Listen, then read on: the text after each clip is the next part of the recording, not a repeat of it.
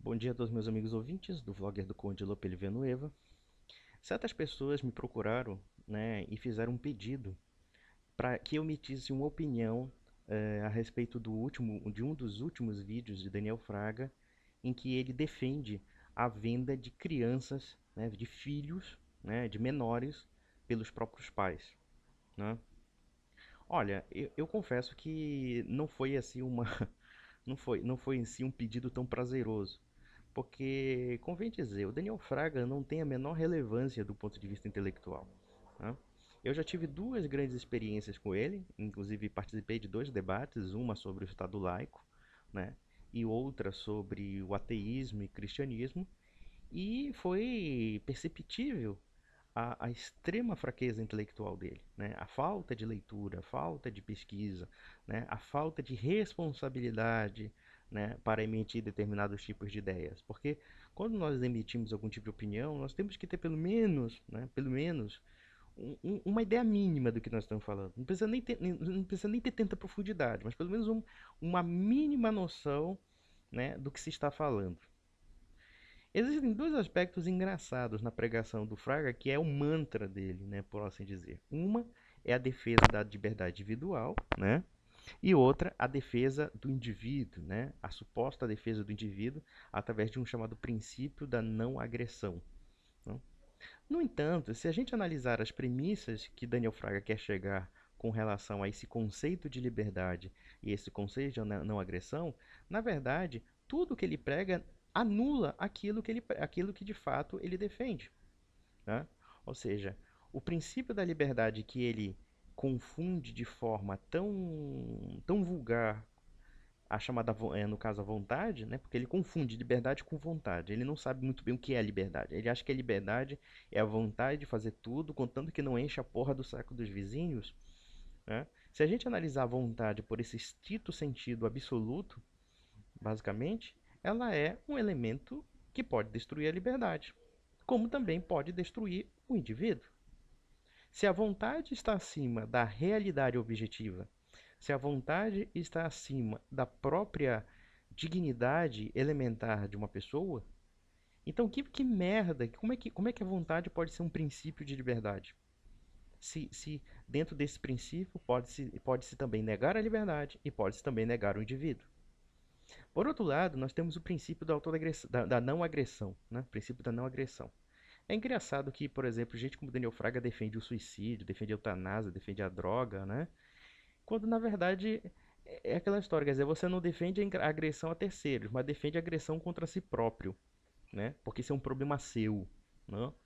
Mas olha, mas da feita que você coloca a vontade como um princípio basilar, né? Um princípio basilar da afirmação da personalidade ou afirmação do indivíduo, por que o princípio da não agressão necessariamente seria mais válido do que no caso, o princípio de agredir-se a si mesmo através dessa vontade? Se a vontade tem um plano acima de qualquer princípio moral e ético, logo, por que a não agressão seria válida, necessariamente, né? Se a premissa central da liberdade não é a moral, não é a ética, não é a orientação, não são os valores, mas tão somente a minha vontade. Percebe a incoerência do raciocínio? Ou seja, o sujeito não sabe construir um silogismo, né? Não sabe construir assim um raciocínio lógico. Uma vez eu questionei, inclusive eu o questionei a respeito do contrato, né? Que ele dizendo que o contrato devia ser livre para fazer tudo, como ele coloca. Ou seja, eu coloquei o seguinte: bom, se eu assinar um contrato e nesse contrato estipular que se eu não pagar uma dívida eu poderia ser escravo, logo, na cabeça do Daniel Fraga, eu deveria ser escravo. Ou seja, veja aí que como o princípio da não agressão aí se esfacela de uma forma fácil, né? Como por quê? Porque, na verdade, não existe princípio algum. Existe o primado irracional da vontade em detrimento dos valores. É basicamente, na verdade, Daniel Fraga não tem nada de liberal no sentido clássico do termo. Na verdade, ele é um Nietzscheano, né? Só que ele não sabe, eu acredito que ele nunca tenha lido Nietzsche, ele não tem essa capacidade intelectual para ler Nietzsche. Mas ele prega o quê? É o primado da vontade. O primado do quê? De que aquilo que eu desejo, aquilo que eu quero, necessariamente é minha liberdade. Isso não é verdadeiro. Isso é confuso, isso é maluquice, né? Mas vamos lá com relação à venda de crianças, né, pelos próprios pais. Daniel Fraga, né, querendo inclusive questionar o pavor de certas pessoas a respeito do abandono de crianças, ele quis propor soluções práticas e reais. Vamos analisar essas soluções práticas e reais para as crianças. Primeiro, a esterilização, ou seja, as mães elas poderiam evitar ter filhos, né? O segundo ponto é o aborto, né? Claro, você faz o seguinte: como matar um recém-nascido torna-se pessoal demais, então, como o nascituro não tem uma forma humana definida, então é mais fácil você matar um ser humano numa fase de gestação do que você matar o ser humano já com uma formação aparentemente mais bem feita, ou mais, né, personificada, ou mais personalizada, né? Mas se você não escolher nenhuma dessas três hipóteses, você tem a quarta. Ou seja, se você não gosta mais do seu filho, você pode vender seu filho para qualquer pessoa. Existe aí uma coisa meio maluca, né? Que o Daniel Fraga diz que todas as pessoas que procuram as crianças necessariamente vão pensar no bem-estar delas. Isso aí é uma das coisas mais malucas, mais psicóticas que existem, né? Primeiro, primeiro porque você percebe aí que esse autonomeado defensor do indivíduo já negou 3 ou 4 vezes a dignidade da criança, né? A criança é uma coisa, né? É um objeto, não é um ser humano, né? Que você dentro de uma fase você pode matar esse ser humano, né? Se você não matar esse ser humano, o que que você pode fazer? Você pode vendê-lo porque ele não vale nada, porque ele é uma porcaria, né? Ele não percebe que as crianças têm sentimentos, que as crianças elas têm ligações com seus pais, afetivas com seus pais, né? Que na verdade a venda, o processo de adoção é um processo traumático para muitas pessoas. Quer dizer, não, para ele não existem indivíduos aí, né? É engraçado, né? Esse pernóstico diz que defende os indivíduos, mas você vê que ele não trata os indivíduos como indivíduos. Ele trata os indivíduos como se fossem coisas, como se fossem objetos, né? Como se fossem porcarias. E vejam, olha só que argumento malicioso, né, e apavorante que ele nos dá, né? Que se a gente incentivar, né, a venda de crianças, essas crianças estarão, né, com pessoas que supostamente desejariam o melhor bem-estar dela, né, porque elas comprariam essas crianças. Ora, uma relação de compra e venda não implica dizer que seja um fim necessariamente benéfico para quem está sendo vendido aí, né? Por quê? Uma criança pode ser vendida para pedófilo, uma criança pode ser vendida para prostituição infantil, uma criança pode ser vendida para tráfico de órgãos humanos, uma criança pode ser vendida para, sei lá, para levar numa estância e virar sebo de sabão, por exemplo. E aí? Né? Onde é que está a finalidade principal? Veja outra burrice desse sujeito, né? Ele confunde um meio, porque o comércio ele não é um fim em si mesmo. O comércio é um meio de se alcançar um bem, ou pelo menos se supõe alcançar um bem, através de uma troca. Mas não quer dizer que essa troca seja necessariamente benéfica, né?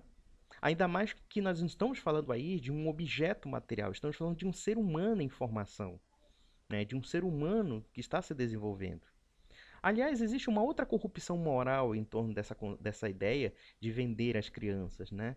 A relação dos pais com os filhos não é uma relação de propriedade para que você venda. Você não vende guarda de criança.